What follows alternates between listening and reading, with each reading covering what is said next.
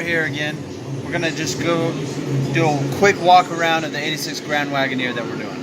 All right, real quick, a little bit of background on this Wagoneer. I bought this off of local classifieds website. It was listed for, I think it was about $2,600. I picked it up for. It was in running condition. I got to test drive it the same day, and it was awesome. I fell in love with it. I'd never had any experience with full-size Jeeps. This was my first, and I'm really attached to it because of that.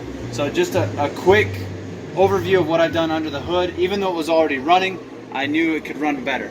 So none of this is cleaned up or neat yet, but recently I installed this HEI distributor, which is why it's all kind of a mess. The wiring is kind of a mess.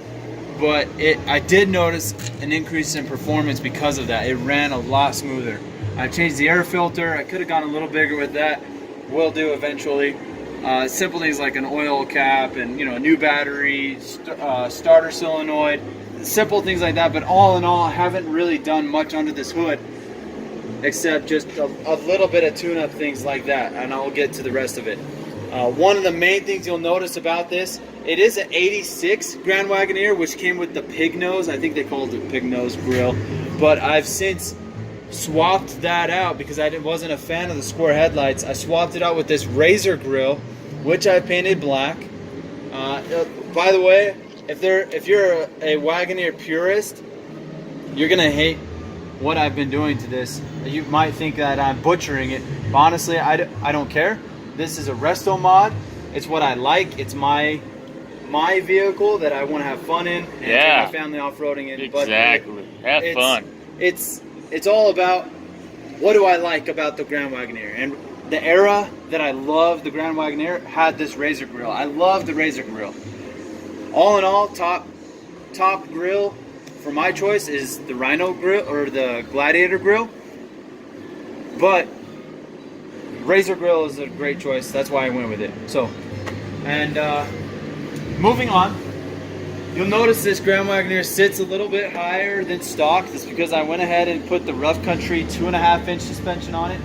It does come with front leafs, not rear leafs, but it does come with the other 4 shocks as well. I also added an aggressive tread tire on here. It's a mud terrain. They're retreads. They're not meant for a lot of highway miles. It's just going to be good off-road, which is why I went with it. We're staying cheap for right now.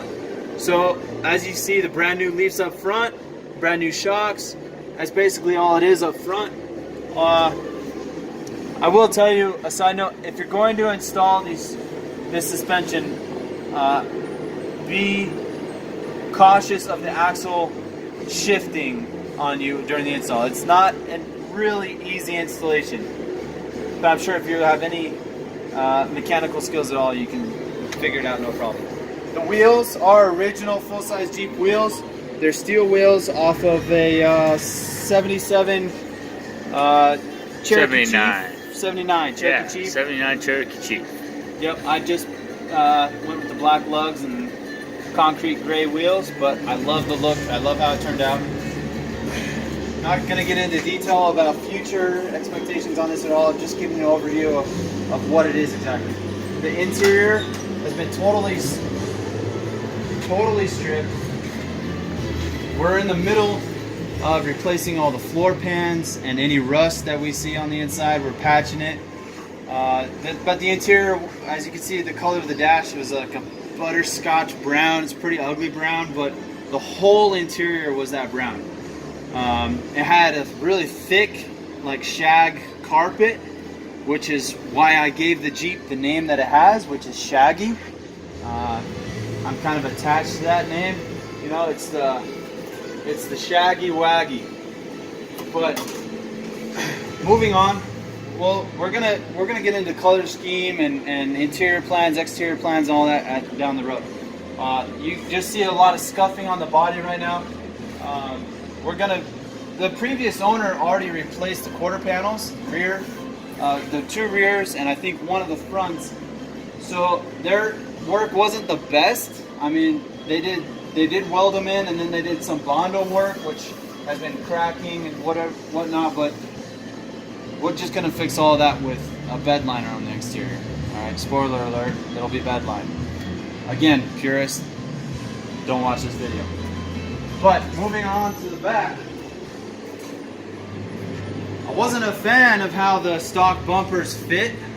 You'll notice on a lot of these Wagoneers, the bumpers kind of, they wrap around, but they kind of cant up. I don't know what it is about the frame or how they're mounted, but they're not square at all. They don't look good. They wear over time, but we went ahead and fabricated this, I think it's 1/8" steel bumper that we welded this out of. This is totally custom bros short bumper that we will be offering for resale in the future. But as of right now, this was totally custom. Just we got a crazy hair to go ahead and build a rear bumper, so we just went ahead and did it. And this is what we came up with, and then we threw it on here, mounted it to see how it fit, and we fell in love with it. And I love how it curves to the body lines. It accents the lines. It doesn't take away from the lines that already are the Wagoneer. And it's going to be a much stronger platform for any accessories you want to add on. I plan on adding on a swing tire mount. It's a perfect surface for it. We're going to build that onto here, swing out. Probably we might even do multiple swing gates. I don't know.